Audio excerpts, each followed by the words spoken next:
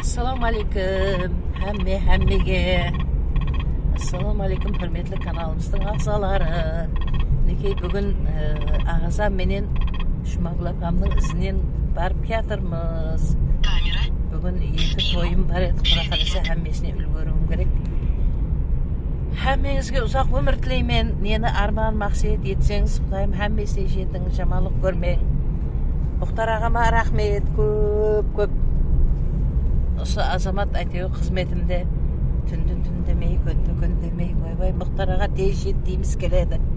Рахмет Мұхтар аға, берекет тап. Мінекей сағат 8-ден 15 минут өтті ме? Театрымыз енді Жұмагүл апа тәуір болып кетті, Құдайым.